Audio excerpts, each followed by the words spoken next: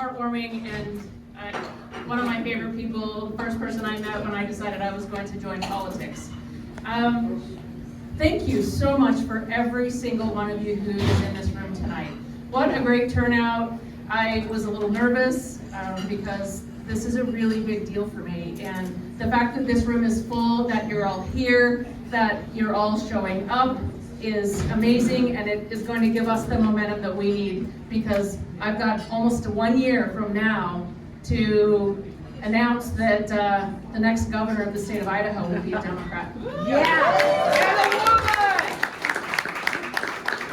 the same as Jared said, thank you so much for Melina, the D18 Dems, and everybody who chipped in. I thought I would be helping set up. I showed up and it was already ready for me. And it's just so amazing to have such a great team behind me and supporting me. Thank you for Beside Bardenay for the lovely space and for doing such a great job with you and your libations. Please continue to have some, and there's food as well. The reason I'm here is not because I like to hear myself talk. It's because we're losing our voice. And it's time for someone to stand up and make sure that everyone in this room, everyone in this state, and then in turn across this country has their voice. And that's what this campaign is going to be about. It's a different campaign. It's going to be a difficult campaign, but it's different. I ran in 22 as lieutenant governor. I ran under a Biden administration where COVID was starting to regulate, where the economy was starting to recover, where with a Democrat in charge, things were actually going good. And you know what people don't do when things go good? They don't show up. That is not right now. We are in a moment right now where people are showing up. And that's a momentum that we're gonna need for 26. And I'm assuming that everyone in this room knows their 10 people who know their 10 people, so we can all continue to show up. This is not a sprint, it's a marathon. And to make it through this next year, it's gonna take all hands on deck. And so this is the start of that. Now, we have a lot of work to do when I'm elected governor, because the present governor, Brad Little, has done a whole lot of stuff that we need to undo. I don't want to spend my whole time bashing him, but I will tell you what I'm going to undo as your next governor. Because, well, let's just start with the budget. I've never known a GOP administration that couldn't wreck an economy in less than a year. Congratulations, Brad Little, you wrecked our economy in Idaho in less than 1 year. Because the projected budget deficit for next fiscal year is $555 million and growing. It's supposed to be $1 billion by the time that we get through the next fiscal year. That is just poor leadership, it's foolishness, and it's giving away Idaho to billionaires. It's unacceptable, and that's the first thing that we're going to work on, because what we need to do is have a strong economy for all Idahoans, for the working families, for everybody that shows up every single day just to get by. You're here.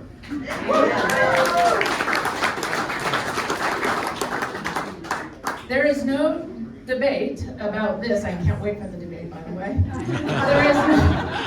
There is no debate that Brad Little is a sellout. None at all. I mean, we don't even have to debate that. It is just, he sold out working families with the big tax cuts for billionaires. No question about it. He sold out homeowners when he refused to give meaningful property tax relief and instead gave those tax breaks to billionaires who own multiple homes and are charging unreasonable rental rates. There's just no question that he sold out Idaho families. There's no question that he sold out schools and teachers and our entire system of education in Idaho. As many people as called him and said, please do not sign that voucher scheme. And he said, I have a directive directly from the White House, I'm gonna sign it. And that is the fiscal irresponsibility that has gotten us into this deficit. And it is at the backs of our teachers, of our educators, of our students, and our schools. And it is unacceptable, and we're gonna undo that. Yes. Right on.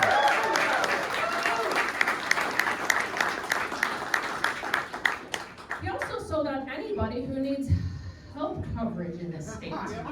I mean, to be real, insurance rates are gonna skyrocket. Our Medicaid expansion that was so hard fought for is now on the chopping block because of these budget deficits. And there's no question that we can't get adequate medical care in Idaho, and there are gonna be families who are gonna go without.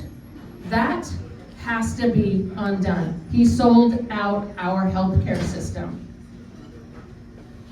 This one actually shocks me. He sold out our cattle ranchers. I mean, he's a cattle rancher, right? I mean, some people say, isn't he a lawyer? No, I'm the lawyer. He's a cattle rancher, and he sold our cattle ranchers out to Argentina, just like he sold out our farmers under the Trump tariffs.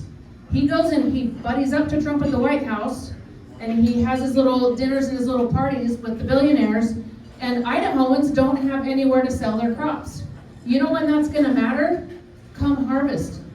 They all felt it right now. They're all feeling it as we speak. What's even gonna be worse is when they go to try to plant in the spring and they don't have their funding available because they didn't have the money from the crop from this year.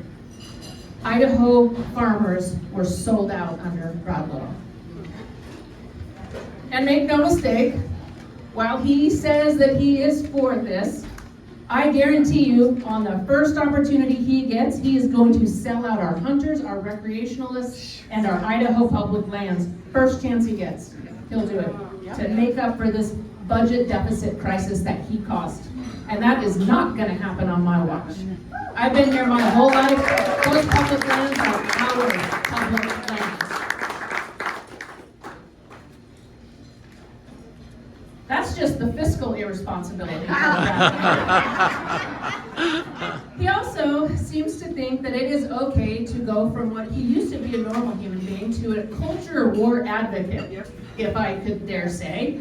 Mr. Little, who says that he cares about Idahoans, doesn't actually give a damn about Idahoans because he signed every single piece of culture war legislation that hit his desk. And a direct quote, I think this is unconstitutional, but I'm gonna sign it anyway. Yeah. So let's see. He sold out women. Women no longer have bodily autonomy in Idaho. And on that note, there is a petition that is gonna be on the ballot with me. You see people with clipboards. On the ballot with me is going to be the ballot initiative that is going to and will pass restoring reproductive health care to women and families in Idaho.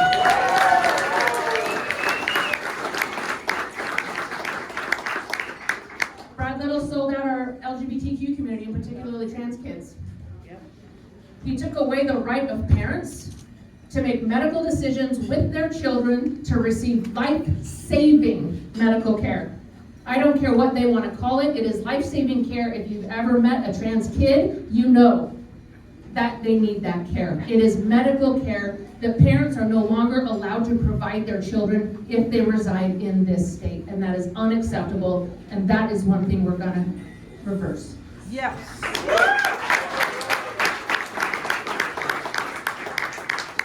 And under the guise of medical freedom, we also sold out parents who want to send their kids to school with vaccines. Who wouldn't want to save school for their kids? But yet Brad Little sold out our school system, our parents' choice to send their kids to a school where they're not going to get the measles. I mean, that's a thing. People need to be listening, because how many more people can he sell out? He sold out every doctor in this state. Every single one, not just the 35% of the OBGYNs that have left the state because they don't want to be criminalized for providing medical care. But what that does is it creates a crisis of medical care across the board. Because when 35% of the doctors to provide OBGYN care leave, that leaves emergency room doctors responsible. That leaves family practitioners responsible. And now they don't have time for when dad has a heart attack. People are learning the hard way that Brad Little sold out our hospital system by signing legislation that essentially told doctors, if you stay in this state, you're going to jail. That's what he did. Now, In all of the culture war legislation that he passed and he signed and he advocated for, did he make a single person in Idaho more safe? No. Not a single one. In fact, Idaho is much less safe right now than it was when he took over and after 2022 when all of this legislation started getting signed. So I have a message to Brad Little. I'm going to make Idaho safe. We know you haven't.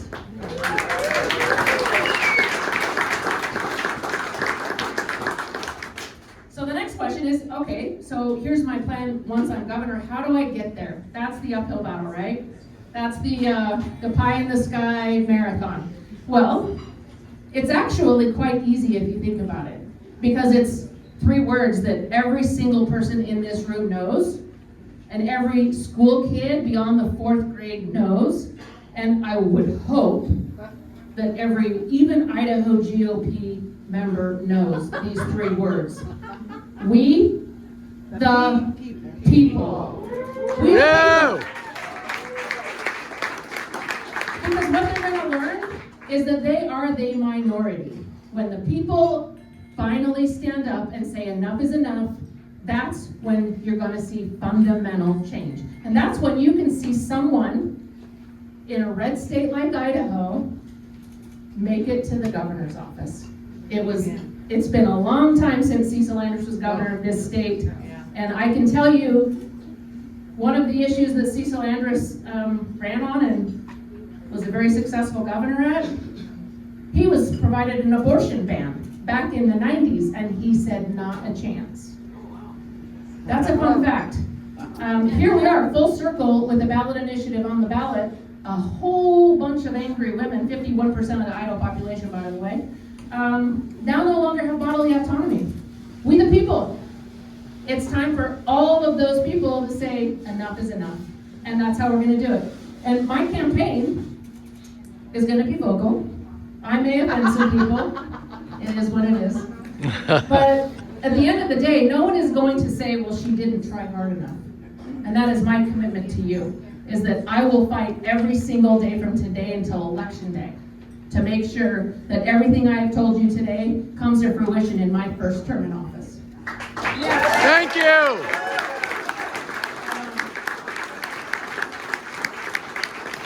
So there are some asks that I have of you. This is the standard politician ask. There are QR codes on every table. I know that everybody can't donate money, and for those of you who donated for tonight's event, thank you so much. It goes a long way to jumpstart our campaign. I'm going to be making an even bigger ask. Anybody who can give, please do. Because I'm running against someone who is in deep pockets of billionaires, and he doesn't even have to ask for money. It just shows up in his campaign account. Obviously with promises to sell off our public lands or sell out our school kids or whatever voucher scheme he's got up his sleeve next week. So, but mine is fundamentally grassroots, and I'm gonna have to raise millions, at least $2.5 million to genuinely compete in this race against Brad Little. So that QR code, if you gave, thank you. If you can give more, thank you. If you can give even more, add a 0. I'll send you a personal thank you. I may even take you to lunch. And your time and effort. This is actually a critical moment in our country, in our state, where everybody needs to come together and dedicate their time and their effort and their voice. Because right now, they know we're out here. They tried to downplay the No Kings. I spoke to 15,000 Idahoans on October 18th, and it was glorious. I guarantee you Brad Little's never spoken to 15,000 people at one time. That's where people are right now. They are ready to hear a message, they're ready to take that message, and they're ready to go do the work. So my second ask is for you to volunteer. Volunteer to knock doors, volunteer to put a sign up, volunteer to spread our message on social media. Go and follow Terri for Idaho. Tell your friends to follow Terri for Idaho. Tag me tag Terri for Idaho anytime that you're at an event or you just think that it's an issue that we need to be paying attention to, because as soon as people start realizing they have a choice, they're going to make it. And the last one is obviously vote. It doesn't matter if we do all of this work and then no one shows up. So come closer to November of next year, I'll be making that ask even harder, but vote in every election, not just mine. Yeah. Vote from the top to the bottom, because I can only do so much. I will have a veto stamp, and I guarantee you I'll be using it daily during the legislative session. But what I want is a veto majority, a supermajority that's gone, so I can veto something and have confidence that it's not just going to be overturned. So we need top to the bottom. And we have some fighters in the room, and I want to say a huge shout out to two of our strongest fighters. We've got Representative Alana Rubel and Representative Steve Burke, our true fighters. And for those who are running, thank you for that, because like Jared said, we're in an opportunity where we now have people on the ticket all across the state of Idaho. And there is a message that I have been hearing daily from my DNC counterparts is, when we fight everywhere, we can win anywhere. And that is true. Look at Iowa, look at Ohio, look at Georgia, Mississippi, Alabama. We're turning seats to blue in the most unusual places in this country. And I would like, on election night, to be on MSNBC and CNN saying, I told you so. Idaho has never been blue. It's always been purple. It's just that people don't show up to vote. So we do have a plan. We have a coordinated plan with the Idaho Democratic Party. And if I could find Lauren, I want to introduce the chair of the Idaho Democratic Party, Lauren Negocier. She's going to tell you a few words about our partnership going forward to make sure that 26 is a success. Yeah. Thank you so much, Terri. It's an honor to be here with all of you in this packed room. This is the energy we need to carry us all through November. So we can keep it up, and we can do it by sticking together and having fun while we're doing it. I just want to say a few words about why I'm so excited that Terri is running, why I'm so excited about her as a candidate. And she already just showed you all of those things. One, she's tenacious, which we need to be as Democrats on a good day when we're facing fascism and the lawlessness that's coming down from the top. We need to be tougher than ever, and you can see she's up for the job. She proved that in her hard run for lieutenant governor 4 years ago, the way she worked it, and now she's ready for an even bigger stage. Second, she is prepared. We all saw it when she mopped the floor with Scott Bedke, and you heard it tonight. All of those things. She's been watching Little, and she's been writing her blog posts. And if you don't follow her on social media, you have to follow her on social media, because might be the official campaign launch. She has been doing this work for years, really for the last 4 years. She's been preparing for this moment. And so we can have confidence that she's prepared. Everything she said about Brett Little is true. On Tuesday, he voted to sell off public land in Teton County against the wishes of all of the voters there. Everyone is in an upheaval. 2 of the 3 commissioners were against it. But guess what? There's a billionaire who wants to buy that land that a family's been ranching and grazing on for years. And so that's the way it goes. Under Brett Little. More for what the billionaires want, not what the people are asking for. Third, she understands the assignment, that this isn't just another election or another race. This is the top of the ticket, and she understands that responsibility to lift up every Democrat up and down the ballot. And I saw her do this 4 years ago, and I know she's ready to do it again by traveling the state, knocking on doors with other candidates, and getting people excited about the entire Democratic candidates, so that when she becomes the first female governor of Idaho, she takes a lot of Democrats down that ballot across the finish line with her. And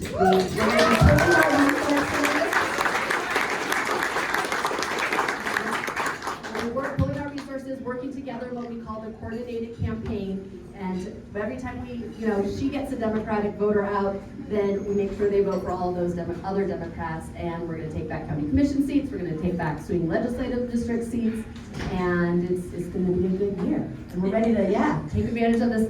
This really is a once-in-a-generation opportunity with the political tailwinds we've got, and so let's all together make the most of it by doing all that we can to get these great candidates across the finish line.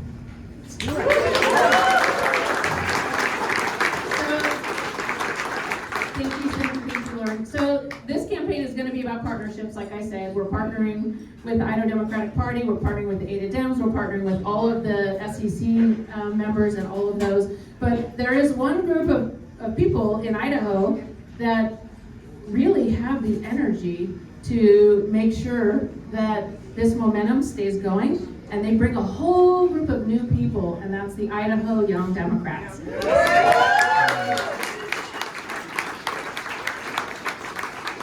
It is an honor for me to be able to work alongside the Idaho Young Dems because they are tenacious. They show up when you ask, and they do not tire like we do. So I just want to give a few moments to one of the leaders of the Idaho Young Dems, IDYD, and that's Maddie Horak. Yeah.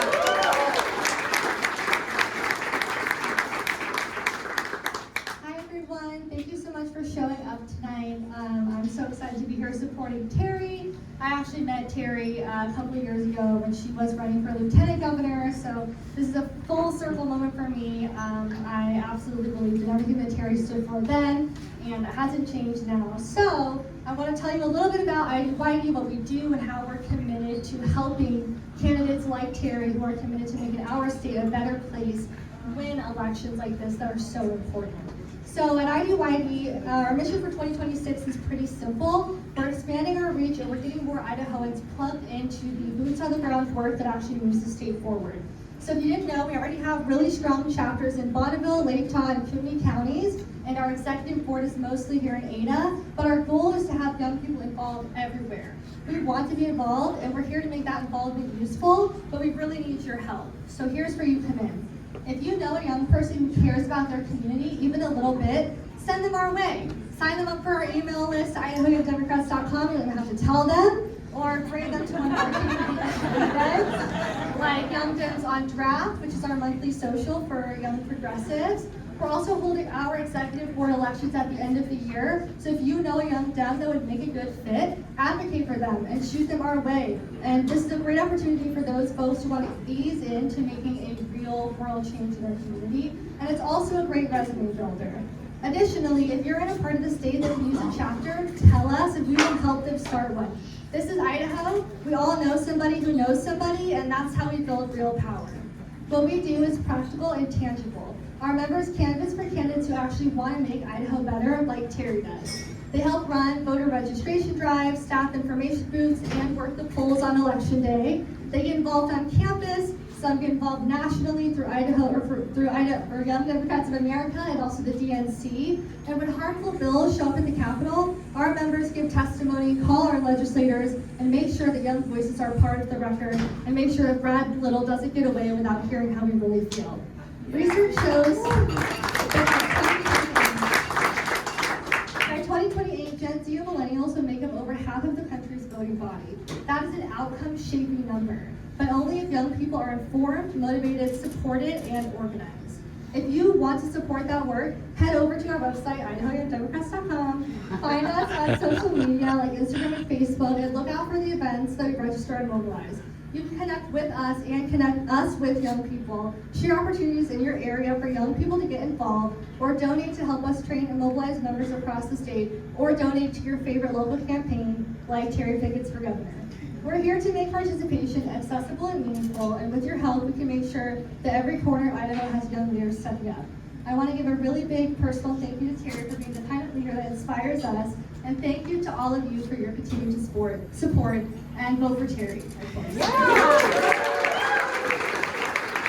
so if you didn't hear the message is that we're all on the same team. This is a team effort. And as Jared said, 2026 is our Super Bowl. So let's go kick some ass.